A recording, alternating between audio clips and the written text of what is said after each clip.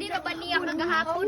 Birthday niya mahapon. Hoy! Kayong dalawa, birthday nyo pala kahapon. Bakit hindi nyo kami inagda? Ang lapit-lapit lang ng bahay natin. Hindi nyo pa kami na ano. Nagkanta-kanta pa kayo ng happy birthday. Isa lang katabok yung bahay nyo. Yung bahay namin tsaka bahay nyo, andyan lang.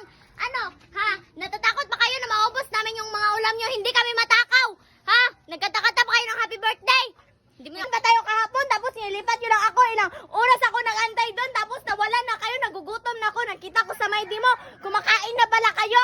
Sana nagsabi kayo.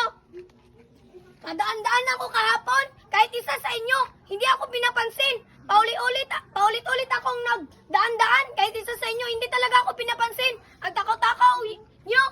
Okay lang, kahit hindi kami nyo pinakain, hindi naman masarap yung sundan nyo. Ang kanon ng gahi-gahi at lata. Magabaan lang kayo. Yung spaghetti nyo, luspad, tsaka yung chicken nyo, puro harina. Tapos yung pansit nyo, ang uga-uga pa nun, ng gahi na yun. Tama lang na hindi kami pupunta kasi ang baboy nyo, kagiron, may kagid. Kagaya sa inyo, liwatan nyo yung baboy nyo. Kasi sabi ng mga silingan natin, ang sakit ng tiyan nila pagkatapos kumain sa inyo.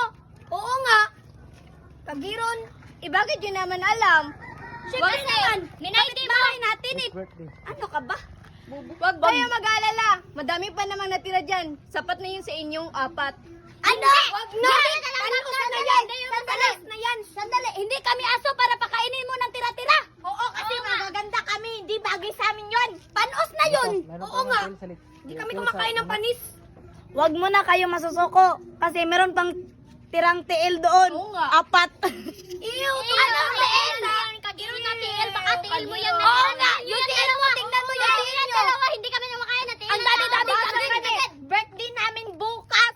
Oo nga, yung baboy nyo, ang bango.